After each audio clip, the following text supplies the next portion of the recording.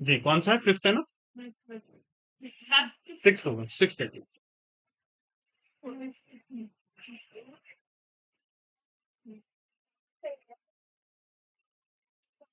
Okay, तो last class में हम लोग डिस्कस कर रहे थे पोटेंशियल के बारे में, है ना? हमने पोटेंशियल निकाला था रिंग का और डिस्क का और मल्टीपल चार्जेस का भी निकाल लिया था, है ना? अब बात कर लेते हैं इलेक्ट्रोस्टैटिक पोटेंशियल एनर्जी। देखिए, इलेक्ट्रोस्टैटिक पोटेंशियल एनर्जी, अगर हम बहुत सारे चार्जेस को इस तरह से असेंबल करें कि वो एक सिस्टम बना ले, तो उसको आसपास लाने में जो वर्क करना पड़ेगा वो पोटेंशियल एनर्जी के रूप में स्टोर हो जाएगा, राइट? तो हम कह सकते हैं the work done in bringing the work done in bringing two or more two or more charges from infinity to a particular configuration is called electrostatic potential energy.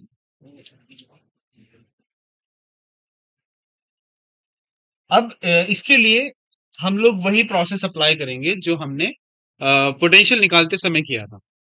आपको याद है जब हम लोग एक चार्ज की वजह से पोटेंशियल निकाल रहे थे, तो हमने पहले वर्क निकाला था इन्फिनिटी से लाने वाला, तो वो वर्क ही पोटेंशियल एनर्जी है। तो मैं अगर दो चार्जेस इमेजिन करूं, Q1 और Q2, और इनके बीच का डिस्टेंस सपोज R, इन दोनों चार्जेस को आप इन्फिनिटी से लेके आए, ठीक है? सो जो वर्क हुआ है उसका फॉर्मूला था K times Q1 Q2 upon R, right? ये तो हुए दो चार्जेस। अगर और ज्यादा चार्जेस हुए तो फॉर फ्री चार्जेस, उस केस में हमारे पास एक चार्ज यहाँ पे है सपोज Q1, एक है Q2 और एक है Q3, राइट? इसकी जो डिस्टेंस है वो R12 है, ये R23 है और ये R31 है। बताइए इस केस में पोटेंशियल एनर्जी क्या होनी चाहिए? हाँ, तीनों का अलग अलग निकालेंगे और ऐड कर देंगे। तो पहले का क्या हुआ? K Q1 Q2 upon R12 plus दूसरे का K Q2 Q3 upon R23 plus K Q3 Q1 upon R3, right? अगर हमारे पास और ज्यादा चार्जेस हुए तो बेसिकली हमें क्या करना है कि सारे चार्जेस का अलग अलग कॉम्बिनेशंस बनाना है और उस सबको ऐड करना है, right? So for n charges u का फॉर्मूला बनेगा k times summation qi qj upon r ij, where I and j both are running from 1 to n and I is not equal to j. ये summation कहलाता है total energy. और ये summation मैंने लिखा ऐसे है कि पहले Q1 Q2 upon R12, Q2 Q3 upon R23, so on, सारे पॉसिबल कॉम्बिनेशन लेने हैं। और ध्यान रखने की बात यहाँ पे ये है कि जो चार्ज जैसा है नेचर में वैसा ही लिया जाएगा। फॉर एग्जाम्पल अगर एक चार्ज प्लस का है एक माइनस का है, तो प्लस वाले को प्लस लेना है, माइनस वाले को माइनस लेना है, राइट? अब मैं एक एग्जाम्पल के तौर पे आपसे पूछता हूँ, मैंने दो इलेक्ट्रॉन्स लिए, माइनस ई आर डिस्टेंस पर रखे हुए हैं। बताइए इनकी पोटेंशियल एनर्जी क्या होगी? U equals to K times minus E upon R, कितना हुआ? Upon, right? चलिए इसको नोट कर लीजिए।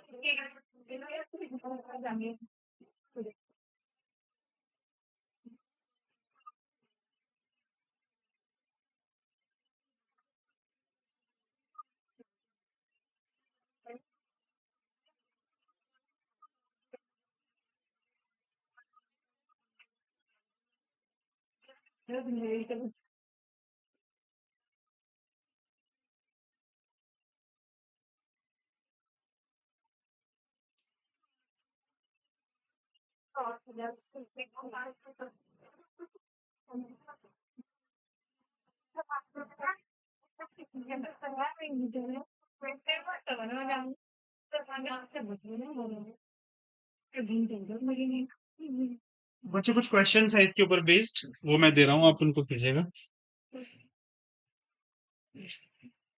Find potential energy of the following configurations.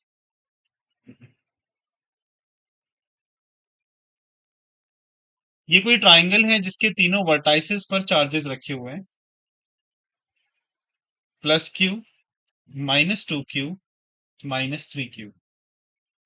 ये सारी साइड्स ए है। सेकंड, कोई स्क्वायर मान लीजिए, यहाँ पे चार्जेस रखे हुए हैं, +q, -q, +q, -q, और ये साइड ए है सर।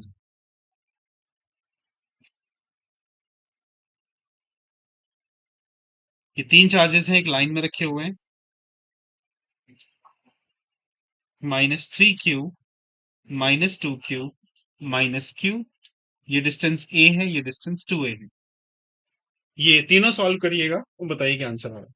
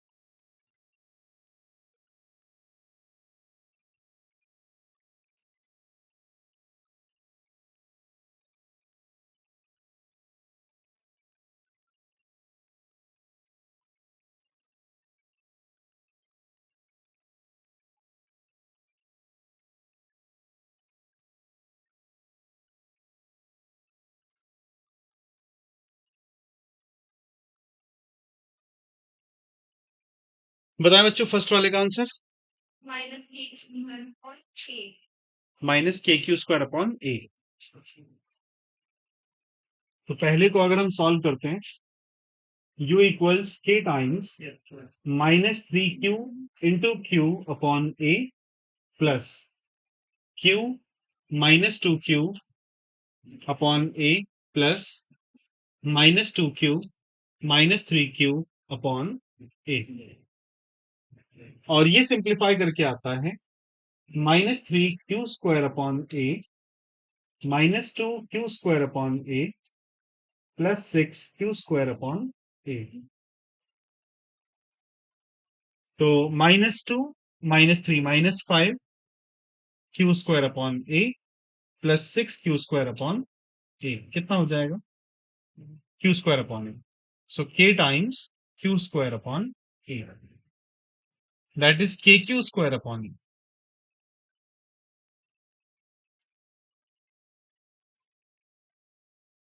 ये आपका यू आ जाएगा।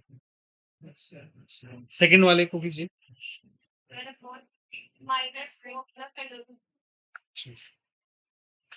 इसमें रूट टू का टर्म भी आएगा क्या ना? वो आएगा डायगोनल की वजह से।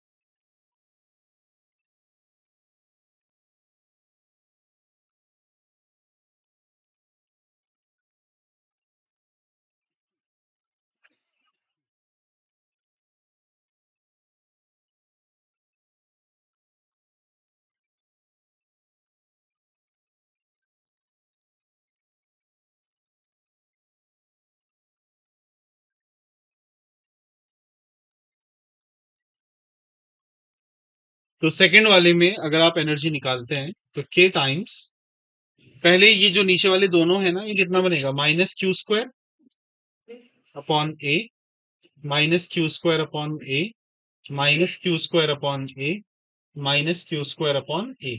ये चारों तो कॉर्नर्स वाले हो गए। अब डायगोनल भी ले सकते हैं ना, ये दोनों, ये वाला डायगोनल और ये वाला डायगोनल। कितना हो जाएगा? K Q square upon, diagonal की लंबाई कितनी होती है? A root two plus minus Q और माइनस क्यू का कितना हो जाएगा? K Q square upon A root two. So one two three four, four तो ये वाले हो गए। तो u equals k times minus four Q square upon A plus two Q square upon A root two. यहां से k में बाहर ले चुका था।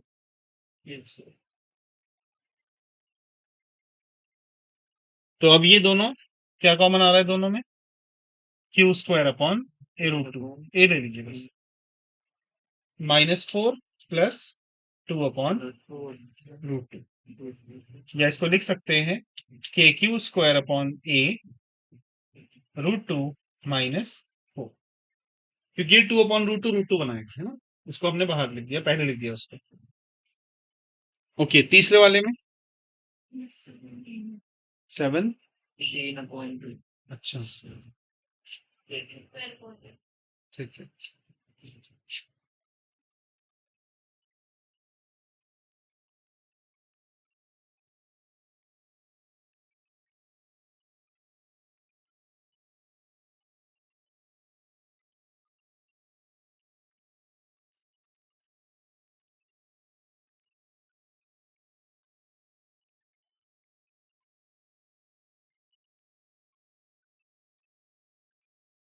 जो लास्ट वाला केस है ना, उसमें आप दो दो कॉम्बिनेशन बनाएंगे, माइनस थ्री क्यू और माइनस टू क्यू, फिर माइनस टू क्यू और माइनस क्यू, और फिर माइनस क्यू और माइनस थ्री क्यू।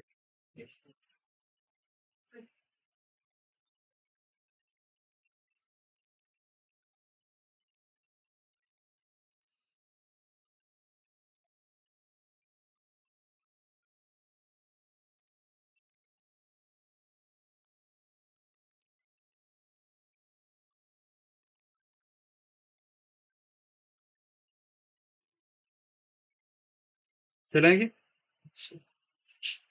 तो थर्ड वाले का आंसर जो आएगा, इसमें हमारे पास एक चार्ज था माइनस थ्री क्यू, फिर minus two Q and then minus Q. ये ए था और ये 2a था। तो पहले स्टार्टिंग के दोनों देख लीजिए। ये कितना हुआ? 6q² upon A. ये दोनों कितना हुआ? 2q² upon 2a। और फर्स्ट और थर्ड 3q² अपॉन 3a। ये 3 कैंसिल हुआ, यहाँ पे 2 कैंसिल हुआ।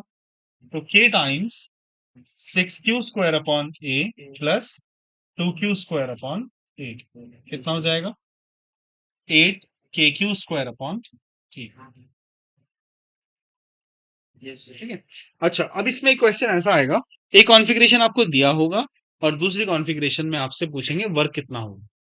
देखिए, मान लीजिए find work done in changing the configuration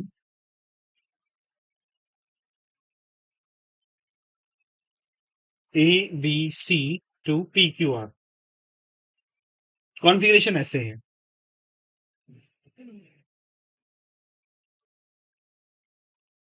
ये है आपका पॉइंट ए, बी और ये सी।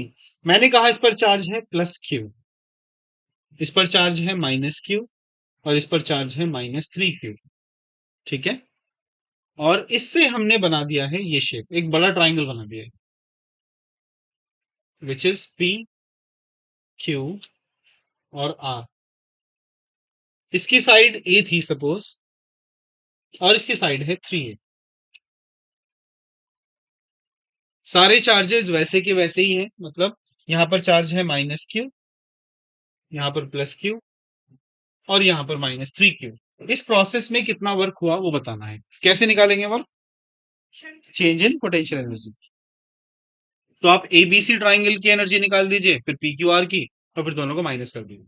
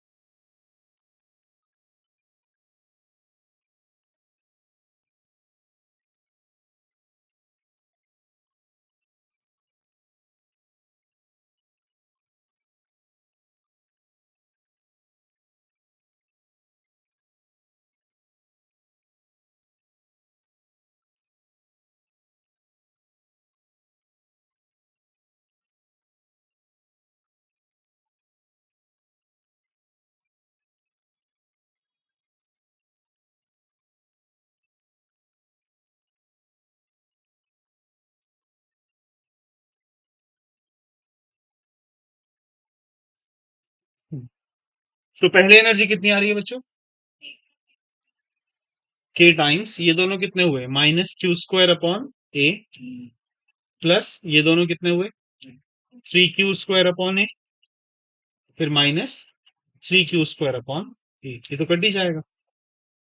तो फाइनली बचता है -kq² अपॉन a। ये हुआ यू इनिशियल। यू फाइनल में क्योंकि चार्जेस तो सेम है, सिर्फ ए बदला है, तो आप एक काम करें, इसका जो ए था उसकी जगह पे 3 रख दें बस। -kq² upon 3a। What is W? You final minus you initial. तो ये बनेगा -kq² upon 3a minus of again of minus this, तो ये प्लस हो जाएगा kq² अपॉन a। तो ये बचेगा 2/3 kq² अपॉन a। ये कुछ बच रहा होगा, माइनस करें प्लस का आएगा, प्लस का आएगा।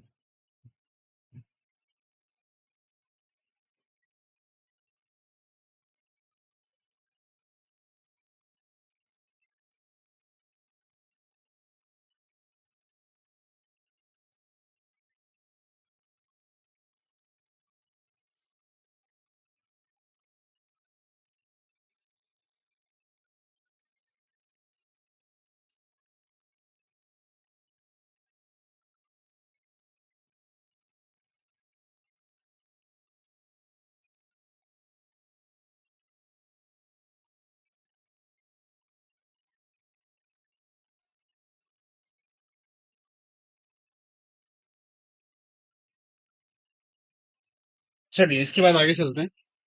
तो एनर्जी का तो तरीका हुआ ये है ना। एनर्जी को हम कई बार इस्तेमाल भी कर लेंगे मोशन के लिए, है ना। अगर किसी चार्ज के पास पोटेंशियल एनर्जी है पहले, और बाद में उसको एक्सेलरेट कराया गया, तो हो सकता है वो एनर्जी उसकी कन्वर्ट हो जाए किसमें, काइनेटिक।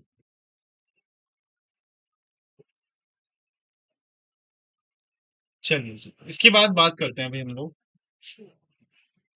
पहले क्वेश्चन और देख लीजिए। ये नीट का क्वेश्चन है। तीन चार्जेस रखे हुए हैं, ए, बी और ये C. Plus Q, minus Q, plus Q. ये डिस्टेंस ए है और ये डिस्टेंस 3a है। ठीक है। अब क्या करते हैं कि जो चार्ज सी है ना, उसको फिक्स करके बी वाले को एक सर्कल पे मूव करा जाता है, ऐसे सेमी सर्कल पे, और इसको ले जाया जाता है पॉइंट डी तक। The question says the charges are placed at A, B and C. ठीक है। Then charge B is brought charge B is brought to point B by or along the semicircular path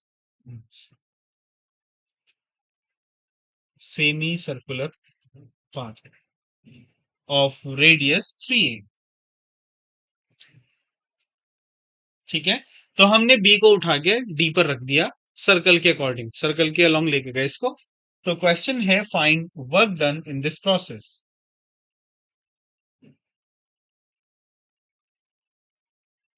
इस process में कितना work होगा वो बताइए। तो आप कैसे करेंगे बच्चों? पहले की एनर्जी और बाद की एनर्जी दोनों को माइनस कर देना, निकालिए उससे।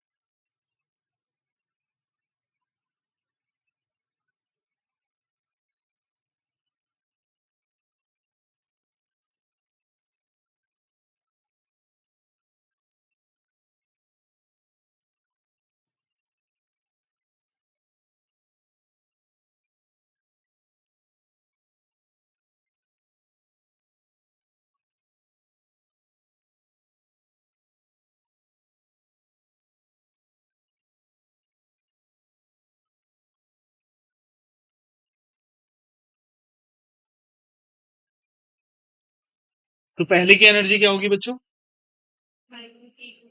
पहले आएगा के टाइम्स, पहले ए और बी की एनर्जी देखते हैं ना। तो minus Q square upon A, plus, अब बी और सी की energy minus Q square upon 3a, plus, अब ए और सी की energy Q square upon 4a। और सिंप्लीफाई करते हैं इसको, कितना आ जाएगा एलसीएम? 12a। तो minus 12 Q square plus minus 4 Q square plus 3 Q square, और इट इज के टाइम्स -12 और -4, -16, -16 प्लस 3 -13, -13 क्यू स्क्वायर अपॉन 12। तो बेसिकली यू इनिशियल आया अपने पास -13 के क्यू स्क्वायर अपॉन 12a। अब आप इसको ले गए हैं डी तक, तो बताइए फाइनल एनर्जी क्या होगी। तो इस केस में आप पहले तो स्टार्टिंग के दोनों जो ए और सी था उनका एनर्जी कितना बना, के times Q square upon 4a plus, अब जो सी और डी होंगे उनका एनर्जी क्या बनेगा, के तो मैं बाहर ले चुका हूं बल्कि। हाँ जी बताइए। Minus Q square upon 3a, क्योंकि जब बी वाला पॉइंट डी पर पहुंच जाएगा तो इसकी दूरी कितनी रहेगी, 3 है। प्लस तीसरा कौन सा होगा, ए और डी, वो कितना आना चाहिए अभी, माइनस क्यू स्क्वायर अपॉन कितनी दूरी है इसकी, 7। तो के क्यू स्क्वायर अपॉन ए मैंने कॉमन ले लिया, तो 1/4 माइनस 1/3 माइनस 1/7, ये आपका फाइनल एनर्जी आया। इसको सॉल्व कर लेंगे आप लोग, तो डब्ल्यू कितना आ जाएगा भाई, you final minus you initial, दोनों को माइनस कर लेंगे।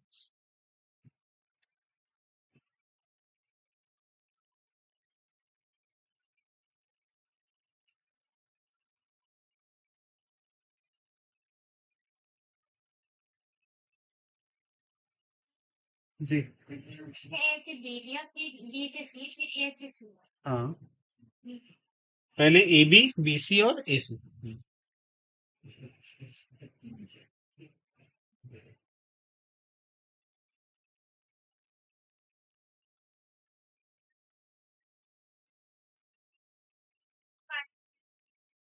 बेटा फाइनल में ना जब पॉइंट बी डी पर आ चुका है ना, तो ये कॉन्फ़िगरेशन ऐसे बनेगी, देखो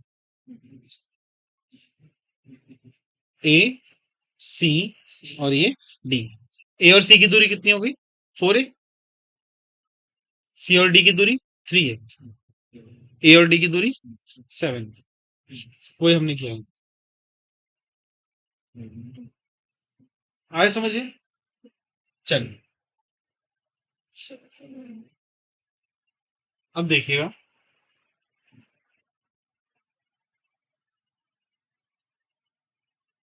एक क्वेश्चन है,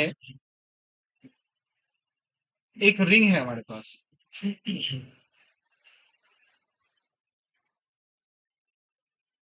ये पॉजिटिवली चार्ज रिंग है, इस पर चार्ज है प्लस कैपिटल क्यू, और इससे कुछ दूरी पर यहाँ पे एक चार्ज रखा हुआ है, ठीक है, और ये चार्ज रखा है माइनस क्यू, ये अभी रेस्ट पर है, इसकी दूरी मान लेते हैं स्मॉल आर, और इसका रेडियस है कैपिटल। अगर हम इस चार्ज पार्टिकल माइनस क्यू को यहां से छोड़ दें, ठीक है, तो क्या होगा, इस पर जो फोर्स लगेगा उसकी डायरेक्शन क्या होगी, इसकी तरफ होगी। अगर हम ए को छोड़ देंगे तो ये कहां भागेगा, ये बी की तरफ जाएगा। जब ये बी पर पहुंचेगा तो इसकी एनर्जी, इसकी वेलोसिटी निकालनी है, find velocity of charged particle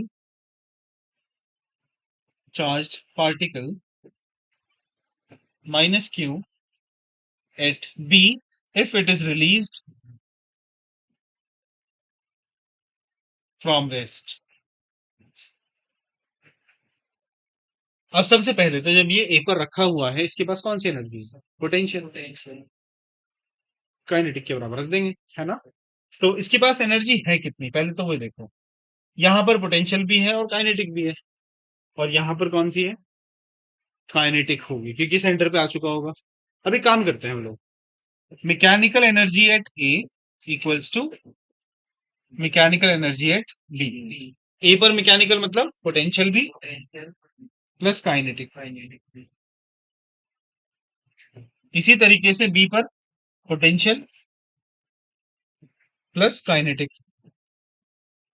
अब ए की बात करते हैं, ए पर पोटेंशियल कितनी हो गई भाई, माइनस ऑफ के, या इसको ना ऐसे समझो आप लोग कि जो एनर्जी होती है वो चार्ज और पोटेंशियल का प्रोडक्ट है। तो यानी कि बी पर जो ए पर जो पोटेंशियल है ना रिंग की वजह से, तो मैं इसको मल्टीप्लाई कर रहा हूं, तो क्या लिख सकते हैं भाई, minus Q times of V plus zero, kinetic तो जीरो है, इक्वल्स टू, जब ये चार्ज पार्टिकल बी पर पहुंचेगा तो क्या बनेगा भाई, चार्ज ये माइनस क्यू, और पोटेंशियल कितना हुआ V B, plus half M V square. पहले तो आप ये सोचिए कि वी ए और वीबी की वैल्यूज क्या है। वी ए कितना था बच्चों?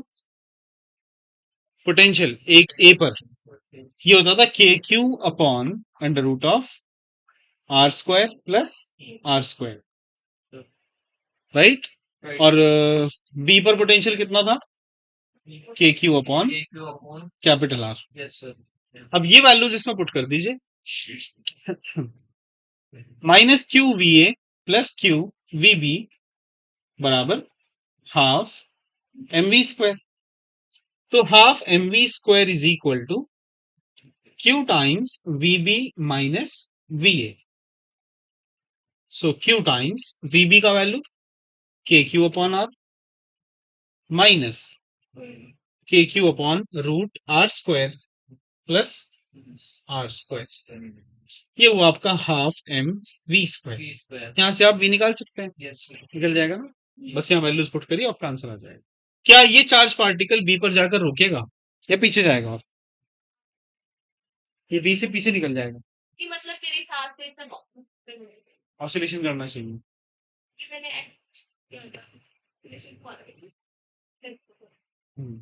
ये भी हम ये कह रहे हैं कि अगर इसको ए से छोड़ा जाए, अभी हमने इसको पकड़ा हुआ है ए पर, हमने इसको छोड़ दिया तो ये जाएगा बी की तरफ। तो बी पर जाकर क्या रुकेगा या और पीछे जाएगा?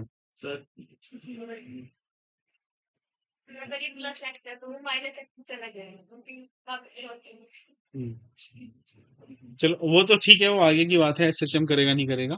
फिलहाल तो मैं ये पूछ रहा हूँ कि क्या वो बी पर रुकेगा?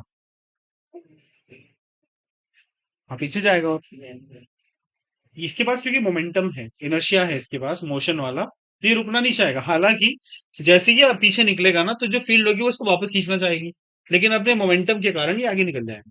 फिर वापस आएगा जब मोमेंटम जीरो हो जाएगा, तो फिर ये वापस आएगा और फिर वापस ए तक चला जाएगा। तो बेसिकली ये ऑसिलेशंस कर रहा होगा, है ना। नोट कर लीजिए।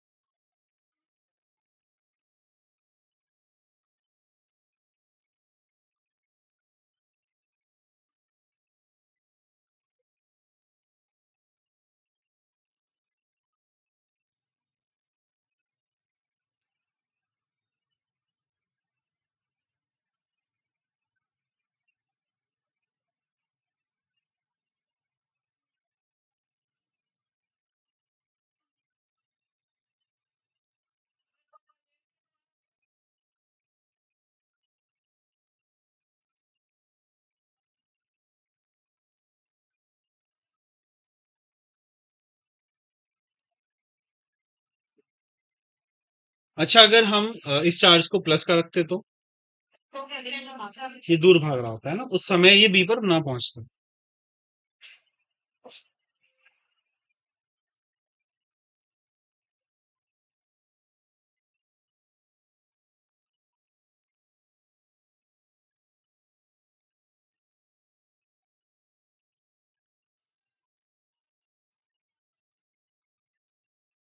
चलिए भैया आगे चलते हैं। तो चैप्टर में हमारा ये वाला पार्ट तो कंप्लीट हो गया। पोटेंशियल वाला पोटेंशियल एनर्जी है ना। अब आगे का जो पार्ट है वो कैपेसिटर है। ठीक है, तो अगला टॉपिक शुरू करते हैं, कैपेसिटर।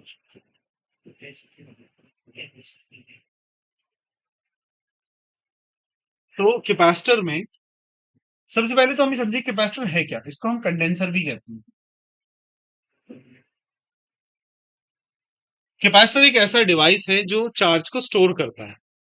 जस्ट लाइक एक आप जो टैंक होता है उसमें पानी को स्टोर करते हैं, है ना।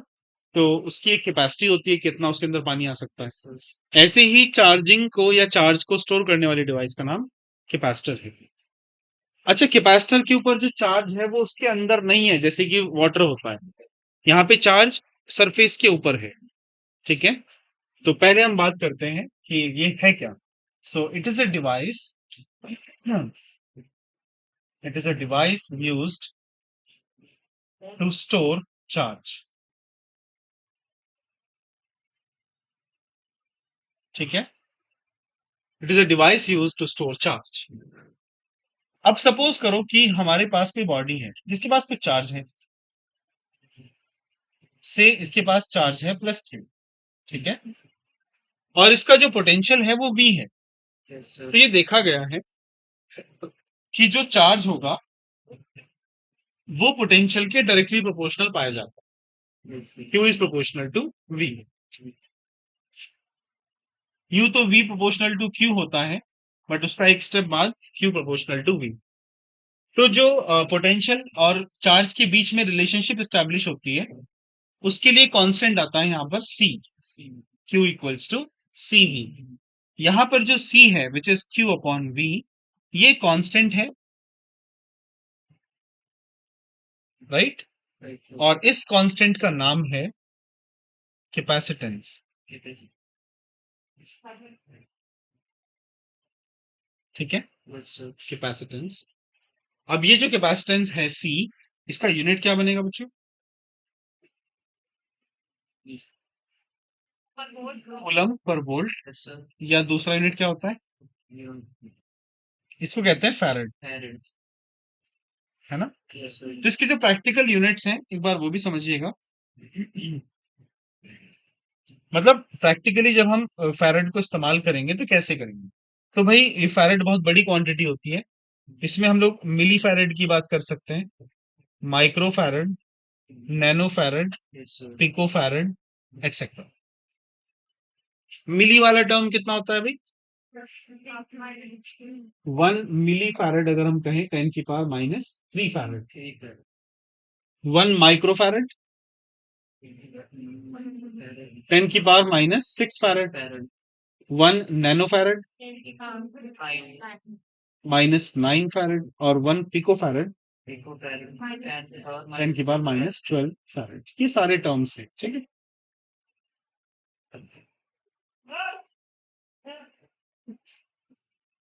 ओके, तो प्रैक्टिकली हम लोग इनका इस्तेमाल करेंगे, है ना।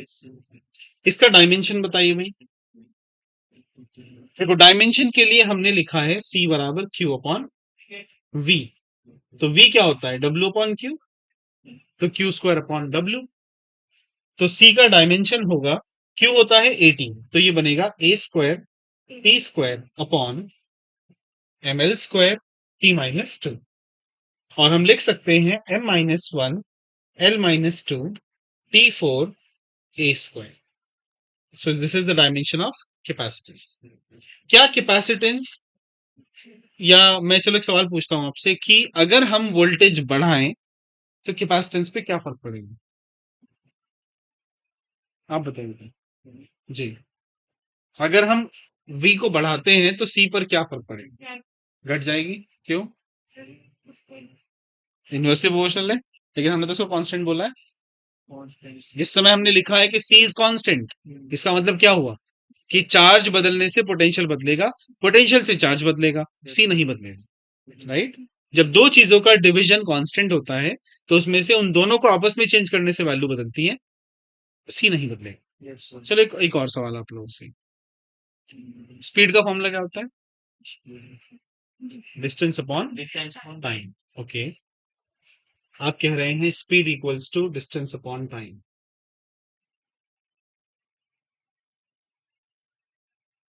ठीक है। Yes, sir. अगर मैं लिखूं कि जो स्पीड है वो कांस्टेंट हो जाए, Yes, sir. तो आप टाइम और डिस्टेंस को कैसे चेंज कराएंगे? क्या मैं स्पीड की जगह अगर स्पीड ऑफ लाइट ले लूं c, Yes, sir. तो हम इसको लिख सकते हैं s अपॉन टी सपोज। अब आप मुझे बताइए डिस्टेंस और टाइम को कैसे रिलेट करेंगे? c कांस्टेंट है, c नहीं बदल रहा है।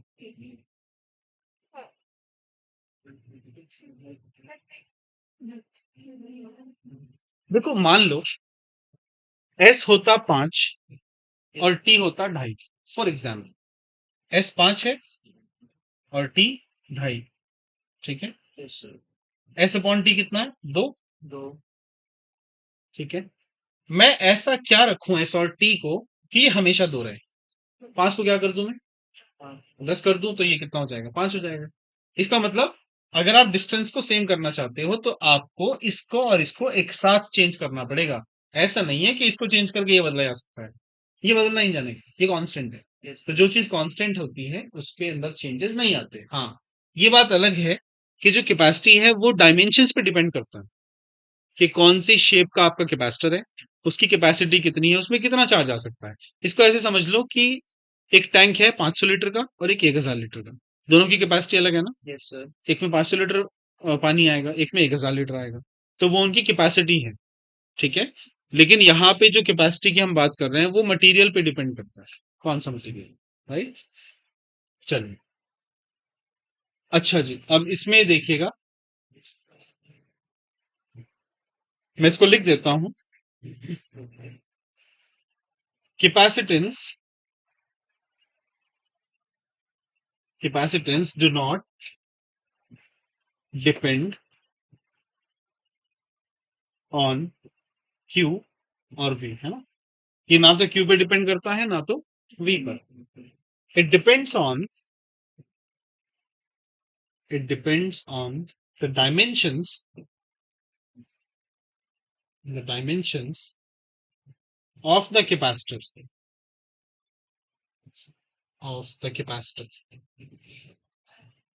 उसकी लंबाई चौड़ाई एरिया, है ना, वो सब बातों पे डिपेंड करता है।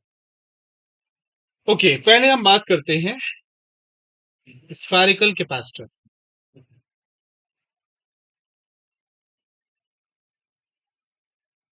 आप एक स्फेयर मान लें, कंडक्टिंग स्फेयर, जिसको आपने चार्ज दिया, उस पर चार्ज है क्यू, इसका रेडियस है आर। ये बताओ इसका पोटेंशियल कितना हुआ? वी। हाँ, 1/4 pi epsilon naught Q upon R. तो यहां से क्यू कितना हुआ? 4 pi 4 pi epsilon naught R R V. V. Okay, what is C? Q upon V. Q upon V. इससे वी हटा दो, Yes, sir. कितना हुआ? 4 pi epsilon 0 R तो यानी कि कैपेसिटी का फॉर्मूला आ गया स्फेरिकल के लिए 4 pi epsilon V not. R. किस पे डिपेंड कर रही है? आर पे। अब यानी कि जितना बड़ा कैपेसिटर होगा, जितना बड़ा स्फेरिकल कैपेसिटर होगा, उतनी ही ज्यादा उसकी कैपेसिटी होगी। Yes, sir. ओके, चलिए नोट कर लीजिए।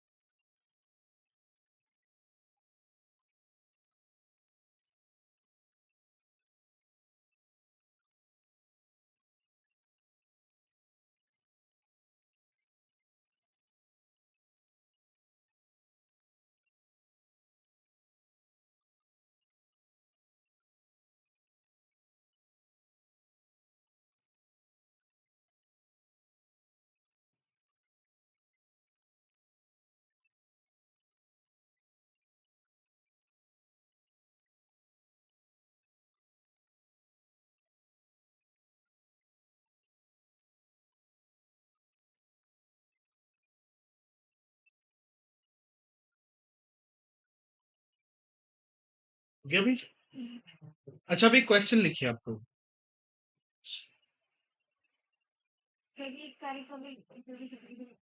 स्फेरिकल बेटा मान लो एक गोला है, उसके पास चार्ज है कुछ, हम ये देखना चाहते हैं कि उसके पास कितना चार्ज आ सकता है, इसकी कैपेसिटी क्या है चार्ज में। तो हमने कहा कि इस पर जो चार्ज आ सकता है वो क्यू है सपोज। तो पोटेंशियल क्या होता है स्फेरिकल कैपेसिटर का, K Q by R, 1/4 pi epsilon naught Q by R. हमने क्यू को निकाल लिया इन टर्म्स ऑफ वी। अब जो कैपेसिटी है उसका फॉर्मूला क्या था, क्यू अपॉन वी। हमने क्यू का मान रखा, वी का मान रखा, हमने कट कर दिया। ये आंसर, यानी इसकी कैपेसिटी इतनी है 4 पाई एप्सिलॉन नॉट। लिखिए question. Yes, sir. If earth is considered a perfect sphere, if earth is considered a perfect sphere, if earth is considered a perfect sphere, then find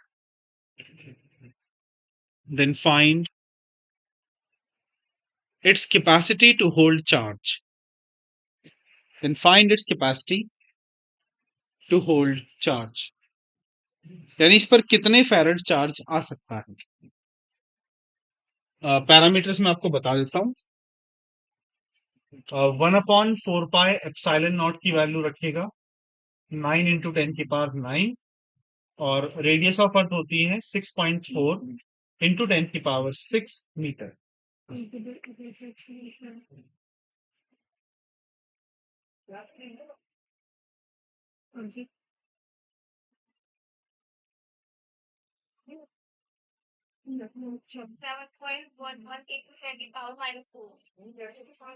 okay, 7.11 × 10⁻⁴ farad. बाकी लोग भी check करें भाई, यही आ रहा है कि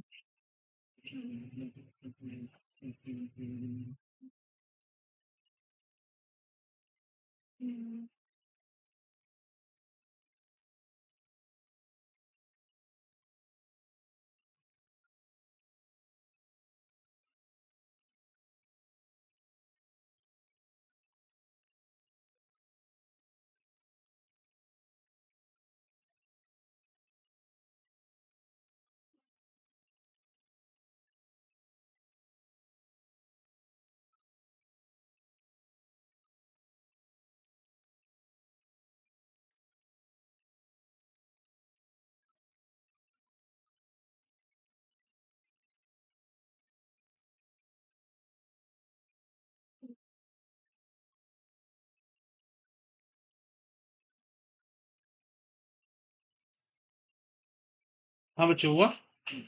तो ये 711 माइक्रोफैरेड लिखा जा सकता है ना, 711 microfarad.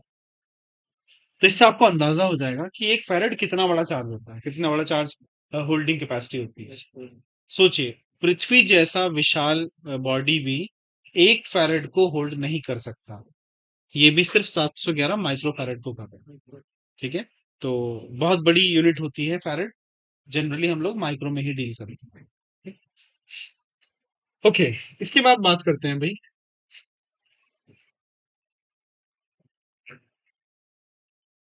Parallel plate capacitor. Parallel plate capacitor,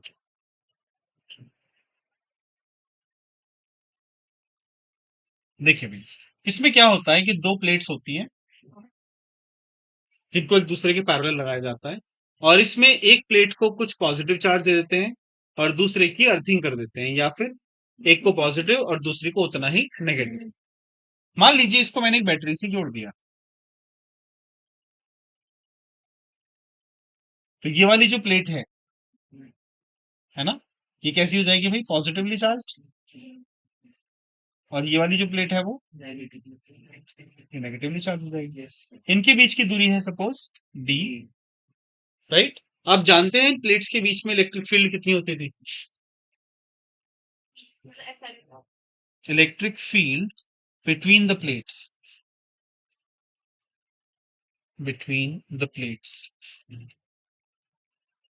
तो इसके बीच में जो फील्ड आती थी ई, उसका फॉर्मूला था सिग्मा अपॉन एप्सिलॉन। Epsilon. सिग्मा को क्या बोलते थे, चार्ज अपॉन एरिया, तो Q upon A into epsilon naught, right. अच्छा, अब इसके बीच में पोटेंशियल कितना होता था?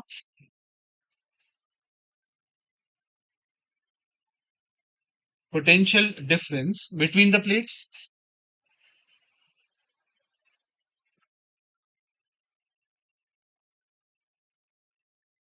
तो पोटेंशियल डिफरेंस आएगा V equals to E times D, right. तो E हुआ हमारा Q upon epsilon naught A multiply by D। अब बात कर रहे हैं इसकी कैपेसिटी की या कैपेसिटेंस। कैपेसिटेंस का फॉर्मूला हमने लिखा था C बराबर Q अपॉन V। तो C equals to Q upon V का formula Q D upon epsilon naught A। Q से Q कट गया, ये ऊपर चला जाएगा। तो C equals to epsilon naught A upon B. Upon V। तो यहां से पता चलेगा कैपेसिटी किन किन बातों पे डिपेंड कर रही है। एक तो डिपेंड कर रही है ए पर, और एक डिपेंड कर रही है डी पर, और इसके अलावा वो एप्सिलॉन नॉट पे भी डिपेंड कर रही है। मतलब कि अगर ये एप्सिलॉन नॉट बदल गया तो सी भी बदल जाएगा, वो मीडियम से बदलेगा। कैसे देखिए, तो C proportional to area and C proportional to 1 upon D. अगर मुझे एरिया को या मुझे कैपेसिटी को बढ़ाना है तो कैसे बढ़ा सकते हैं? या तो एरिया बढ़ा दो या डी कम कर दो। अच्छा, सपोज करो what is the area required, what is the area required for a parallel plate capacitor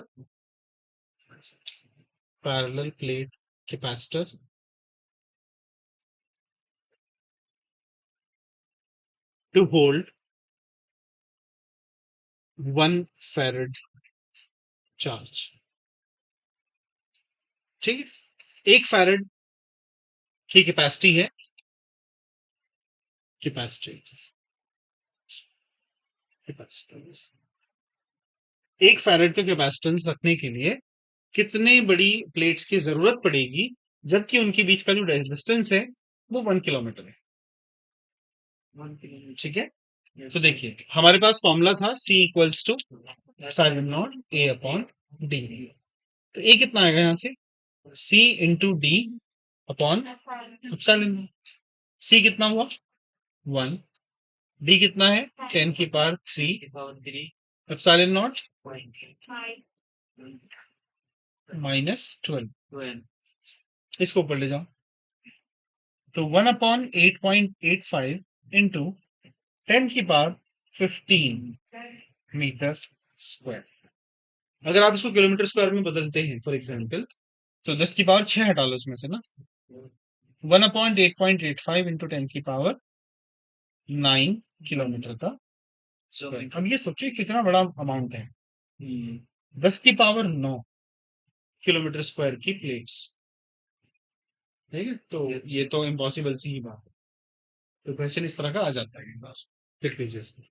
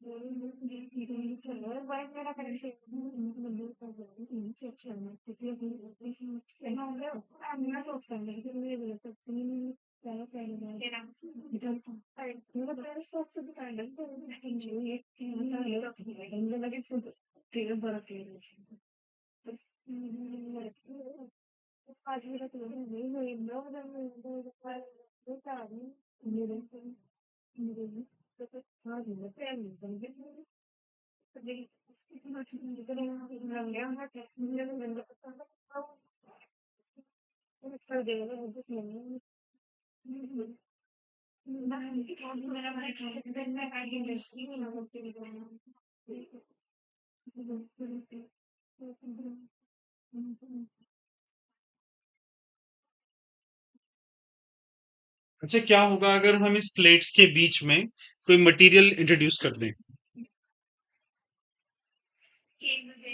capacity change हो जाएगी, है ना? क्या होगा वो देखते हैं अभी।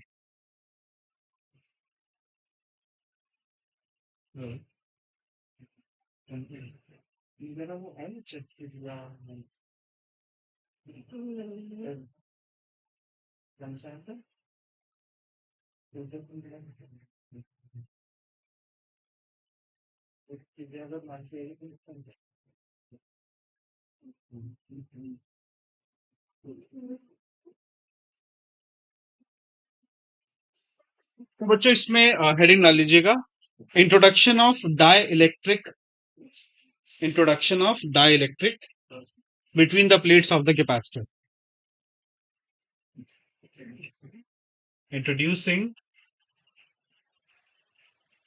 a dielectric between the plates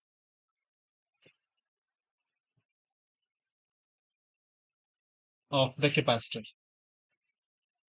इस साल क्वेश्चन था इससे ना, नहीं? देखिए बच्चों, तो सबसे पहले तो ये दो प्लेट्स हमने इमेजिन कर रखी हैं। अभी फिलहाल मैं ही कह रहा हूं कि इसके बीच में कहीं कुछ नहीं रखा हुआ है, ठीक है? इसका एरिया ए है, ये भी एरिया ए है, डिस्टेंस इसका डी था। तो इसका जो कैपेसिटी था अभी सी नॉट, वो क्या था? Epsilon naught A upon D. Equation number 1, ये विदाउट डाइलेक्ट्रिक है। अब मैंने क्या किया, इसके बीच में कुछ मटेरियल रख दिया है ना, ये प्लेट्स को मैं अब ऐसे बना रहा हूं, यहां पे हमने कोई मटेरियल रख दिया ऐसे। ये डाइलेक्ट्रिक कांस्टेंट के है और इसका जो थिकनेस है ना वो टी है सपोज, और ये प्लेट्स हैं, ये नेगेटिव प्लेट है, इनके बीच का सेपरेशन मान लीजिए डी है सपोज, राइट? इसमें जो फील्ड होगी ना बाहर, वो तो है सपोज ई आउटसाइड, है ना? इसके अंदर जो फील्ड होगी वो क्या होगी? ई इनसाइड। आपको पता है ई इनसाइड कितनी होती है? ये होती है बाहर वाली फील्ड का 1/k टाइम्स। ओके, अब ये देखिए इसके बीच में पोटेंशियल डिफरेंस कितना हुआ? Potential difference between the plates, so that potential difference is what? V equals to E into D होता है वो। E यहां पर दो हैं, एक आउटसाइड एक इनसाइड, तो E आउटसाइड इंटू इसका डिस्टेंस कितना है आउटसाइड वाले का? टोटल डिस्टेंस D है और डाइलेक्ट्रिक वाला T है, तो कितना बचेगा? D minus T plus E inside multiply by इसका डिस्टेंस कितना है? T। अब इसको सिंप्लीफाई कर लेते हैं, E not D minus T plus E not upon K into T। क्या कॉमन है दोनों में? E not. अरे, तो हम लोग कह रहे थे कि अगर डाइलेक्ट्रिक नहीं है तो C कितना आया था? Epsilon naught A upon D. ये वो है जब डाइलेक्ट्रिक नहीं है। अब जब हमने डाइलेक्ट्रिक रख दिया था तो हमने पोटेंशियल निकाला था भी। कितना आया था वो? E not D minus T Yes, sir. Plus E not upon K into T, right. अच्छा, ये जो ई नॉट है ये क्या था? Sigma upon epsilon not. तो सिग्मा अपॉन एप्सिलॉन नॉट, या इनफैक्ट मैं ई नॉट कॉमन ले रहा हूं इसमें से ना, तो ये टर्म बचता है D minus T plus T by K. और ये था epsilon naught C by sigma upon epsilon not. तो जो सिग्मा है वो क्या था? क्यू बाय ए, है ना।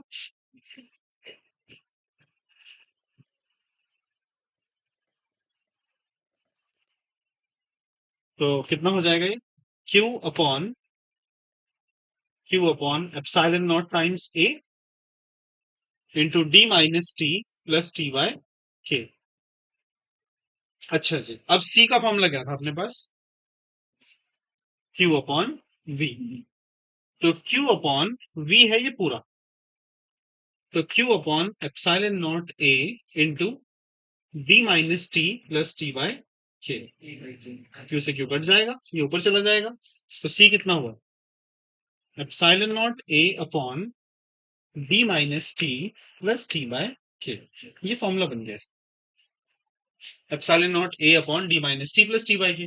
अगर पूरे मीडियम के अंदर डाइलेक्ट्रिक भर जाए, अगर डी और टी बराबर हो जाएं, if T equals to D, तो बताइए सी कितना होगा? भाई ये तो जीरो हो जाएगा। तो सी कितना होगा? Epsilon naught A upon D by K ना, के ऊपर आ गया। तो क्या ये कैपेसिटी के टाइम्स की हो गई है? तो क्या मतलब हुआ इसका? कैपेसिटी बढ़ गई है, क्योंकि के का वैल्यू ना हमेशा वन से बड़ा होता है। के का value is always greater than equal to one. यानी अगर आप किसी कैपेसिटर की प्लेट्स के बीच में कोई डाइलेक्ट्रिक मिला दें तो उसकी कैपेसिटी के गुना बढ़ जाती है। देख लीजिए इसको।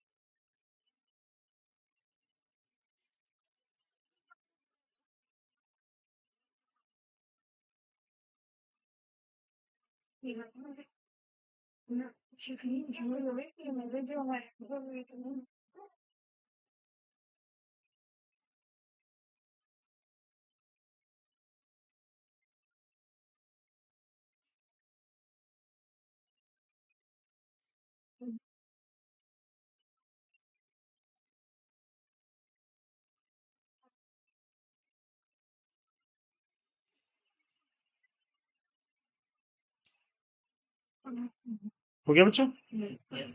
अच्छा, मान लो के का वैल्यू, अगर हम इसके बीच में कोई मेटल प्लेट रख दें तो क्या होगा?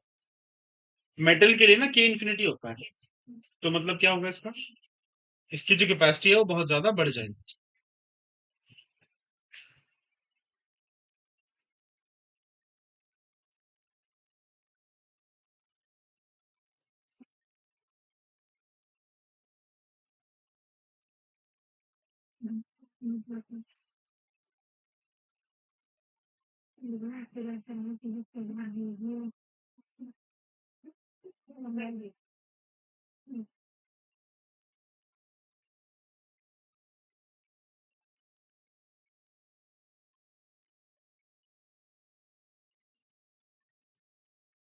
देखिए, अब ये तो थी एक स्लैब। अगर बहुत सारे स्लैब्स हो जाएं, if there are n slabs, n slabs with constants, dielectric constants K1, K2, Kn, है ना, of thickness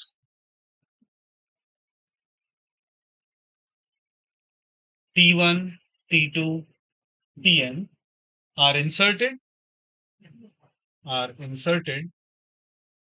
then देखिए उस केस में क्या हो।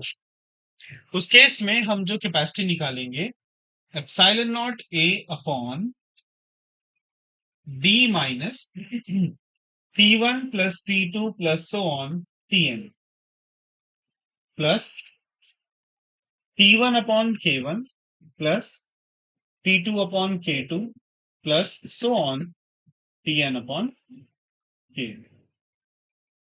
तो ये इसका फॉर्मूला बन जाएगा। अगर हमारे पास एक से ज्यादा स्लैब्स होंगी, n स्लैब्स होंगी, तो ये रिजल्टेंट सी आ जाएगा, राइट। अच्छा, मान लो एक क्वेश्चन है, ये पैरेलल प्लेट्स हैं, ठीक है, और इनके बीच में हमने एक डाइलेक्ट्रिक रख दिया। आधे हिस्से में ये है और आधे हिस्से में कुछ और। इसका डाइलेक्ट्रिक कांस्टेंट है K1, ये डाइलेक्ट्रिक कांस्टेंट है K2। जो K1 हमें दिया हुआ है वो सपोज 6 दिया हुआ है, K2 हमें दिया हुआ है 8, ठीक है। और जो डिस्टेंस है ना वो आधी आधी है, ये डी/2 है सपोज, और ये भी डी/2 है। तो बताइए इसका कैपेसिटेंस क्या बनेगा। भाई ऊपर तो epsilon naught A upon D minus T1 plus T2, ये दोनों मिला के कितना हुआ, डी प्लस T/K। इसका T कितना है, डी/2। इसका K कितना है, K1। तो D अपॉन 2K1 प्लस इसके लिए क्या होगा, D अपॉन 2K2। अब D से D कट जाएगा, D अपॉन 2K1, K1 की वैल्यू है 6, कितना हो जाएगा, epsilon naught A upon D upon 12 plus D upon 16। आगे आप सॉल्व कर सकते हैं, राइट। चलिए कर लीजिए इसका।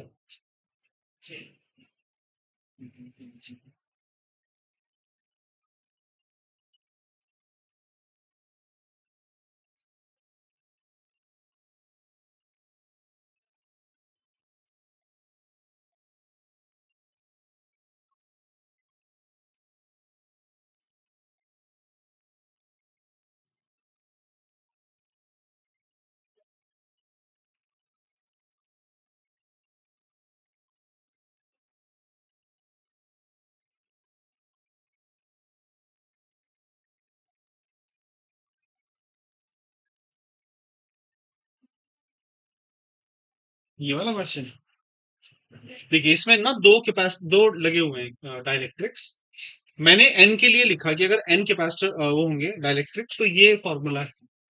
अगर यहाँ पे दो लिए हमने ना, दो डाइलेक्ट्रिक लिए, तो ये जो इसका थिकनेस है वो T1 है, ये T2 है, ये K1 और K2।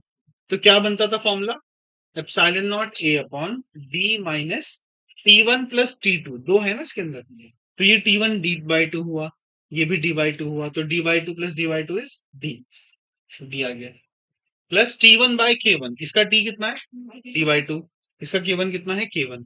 तो D upon 2K1, T1/K1, T2/K2, T2 कितना हुआ, D/2, और K2 K2, तो D/2K2। फिर उसके बाद हमने वैल्यूज रख दी।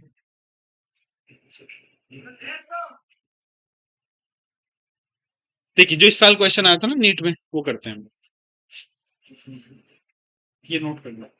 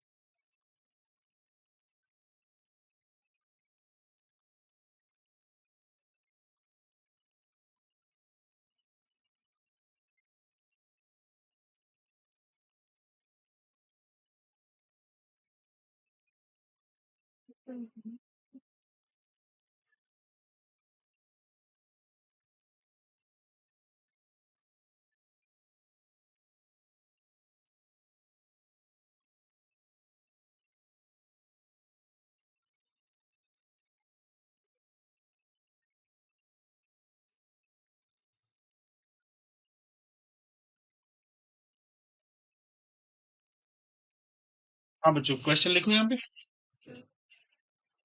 Right answer. कोई बात नहीं।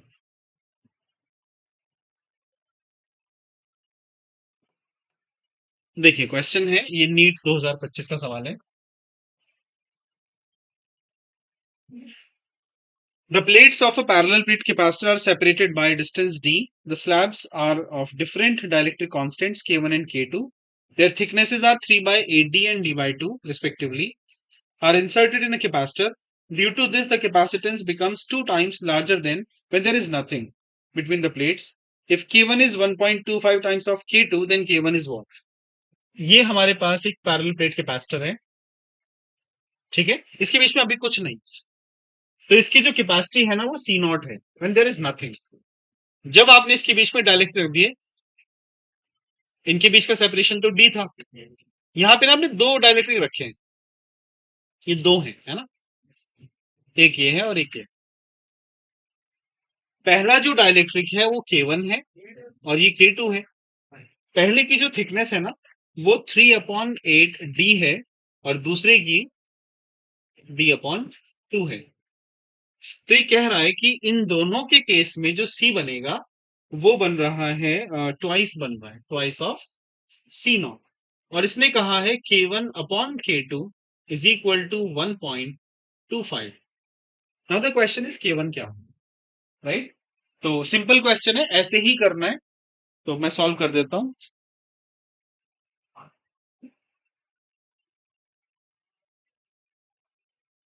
पहले तो ये देखिएगा, जो सी नॉट था वो कितना था, एप्सिलॉन नॉट A/d। अच्छा मैं क्या कर रहा हूं, पहले T1 + T2 निकाल लेता हूं, कितना है, कितना आएगा इन दोनों को प्लस करके, भाई 3/8d प्लस d/2 है ना, तो 7/8d ये तो आएगा। चलो, what is T1/K1 plus T2/K2? T1/K1 कितना हुआ, 3/8, तो 3d/8 K1 plus d/2 K2। ये जो 1.25 है इसका मतलब कितना हुआ भाई, 1/1/4 यानी 5/4। ये 5/4 है, ठीक है। तो मैं इसको लिख ले रहा हूं 3d/8 टाइम्स ऑफ 5 K2/4, है ना, 4 ऊपर चला गया, प्लस d/2 K2, 4 दूनी 8, तो ये कितना हुआ 3d/10 K2 plus d/2 K2। LCM कितना हो जाएगा 10 K2, 10 K2। तो 2 पंजे 10, 5 और 3 8, 8d/10 K2, 2 चौक 8, 2 पंजे 10, तो 4d/5 K2, 4d/5 K2, ठीक है। अब आ जाइए सी पर। सी का जो फॉर्मूला बना यहां पर वो बना epsilon not A/d minus T1 + T2, वो कितना है 7/8d plus T1/K1 plus T2/K2 which is 4d/5 K2, है ना। और ये वाला टर्म किसके बराबर है, इसके दुगने के बराबर है, 2/0 A/d। देखो क्या चीज कट रही है यहाँ पे, ε0 कट रहा है और डी सब में से कट जाएगा ना, क्रॉस मल्टीप्लाई कर दीजिएगा, तो ये आएगा टर्म मल्टीप्लाई करके 1 minus 7/8 plus 4/5 K2 into 2 equals to 1, है ना। तो इसको सिंप्लीफाई कर लीजिए, 8 माइनस 7 1/8, ये 2 उधर चला जाएगा, बस को सिंप्लीफाई करना है आपको ना, K2 निकल जाएगा। जब K2 निकल जाएगा तो आपका K1 भी निकल जाएगा, राइट। चलिए नोट कर लेते हैं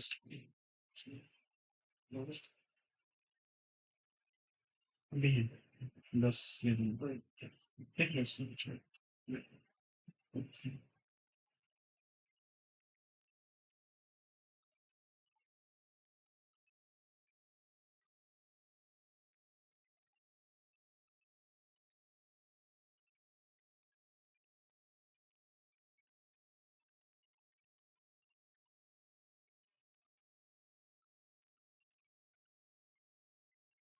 और ऐसे भी कर सकते हैं जैसे मैंने K1 की वैल्यू रखी है ना K2 के टर्म्स में, आप K2 की value in terms of K1 भी रख सकते हैं। देखो थोड़ा सा और कॉम्प्लेक्स हो जाएगा।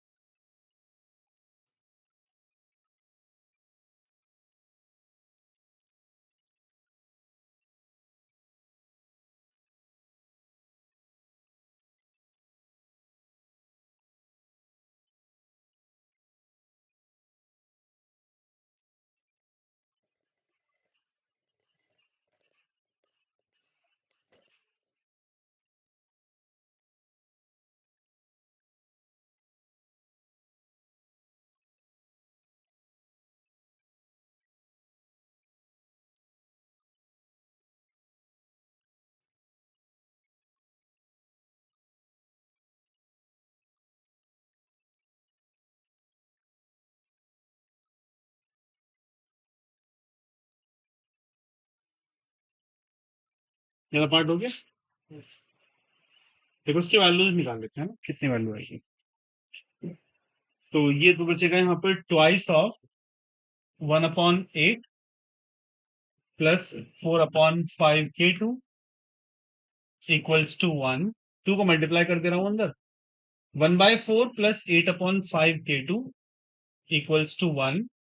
सो 8/5 K2, 1 minus 1/4 विच इज 3/4, और K2 का मान आ जाएगा 32/15। ठीक है। अब K1 जो था अपने पास वो था 5/4 और 32/15। तो 5 × 15, 4 × 32, 8/3। कितना आएगा भाई? 2.67। 2.67।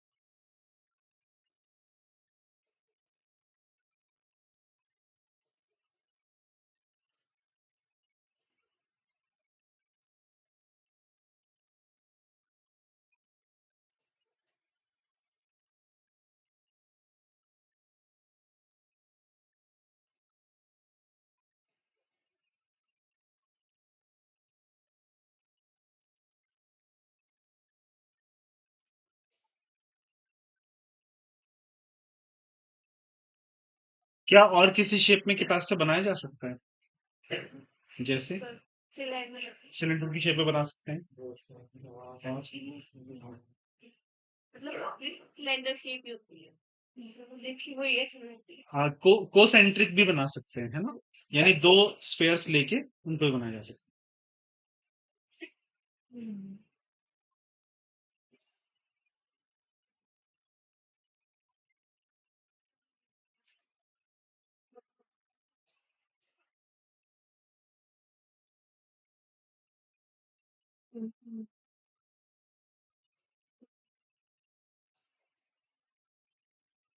चलाएंगे।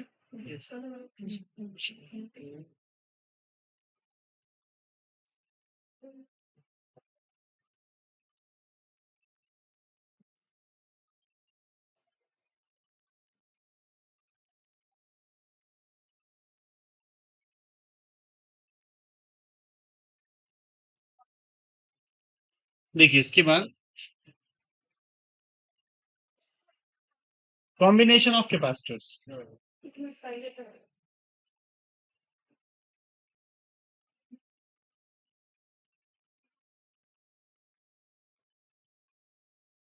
देखिए पहले हम बात करते हैं सीरीज कॉम्बिनेशन की, है ना।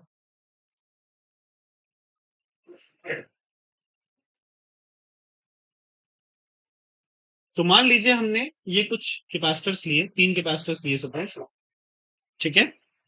तो तीनों में जब आपने इनको सीरीज में जोड़ा ना, तो तीनों पर चार्ज सेम आ जाएगा। तो मान लीजिए इस प्लेट पर चार्ज है प्लस क्यू, यहाँ पे minus Q, plus Q, minus Q, plus Q, minus Q. Potential तीनों के अलग अलग होंगे, कैपेसिटीज भी तीनों की अलग अलग हो सकती है, ठीक है। तो बताइए तीनों का पोटेंशियल अगर आप निकालें अलग अलग, तो V1 कितना आएगा? Q1 upon C1, V2 Q upon C2 and V3 Q upon C3। अगर हम इन तीनों की जगह सिर्फ एक कैपेसिटर लगाते, जिसकी कैपेसिटी होती C इक्वलेंट, यानी वही होती जो इन तीनों की है, C इक्वलेंट, तो इस पर चार्ज प्लस क्यू होता, माइनस क्यू होता, और इसका पोटेंशियल क्या होता? V। अभी इसका पोटेंशियल क्या आना चाहिए? Q upon C equivalent. अब आप जानते हैं बाय कंजर्वेशन ऑफ एनर्जी कि इन तीनों के पास जो पोटेंशियल था, वही नेट पोटेंशियल इसके पास भी है। तो V क्या होना चाहिए? V1 plus V2 plus V3। तो V कितना हुआ था? Q अपॉन C इक्वलेंट बराबर Q upon C1 plus Q upon C2 plus Q upon C3। Q common लेके कट जाएगा, तो 1 अपॉन C इक्वलेंट बराबर 1 upon C1, 1 upon C2, 1 upon C3, right. तो अगर सीरीज वाला कॉम्बिनेशन है ना, तो उसमें ये फॉर्मूला बन जाता है।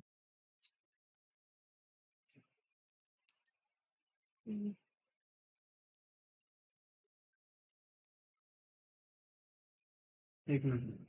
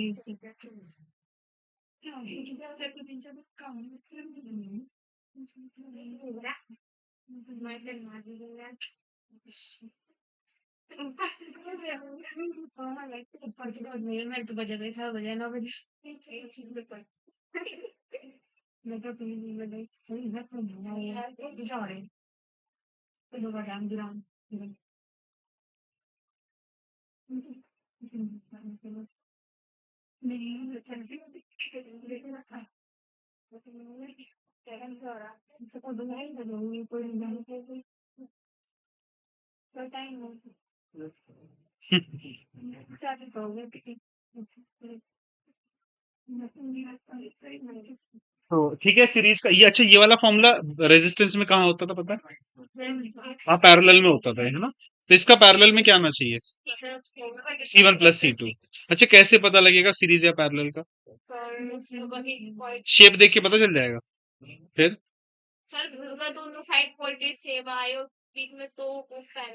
ठीक है।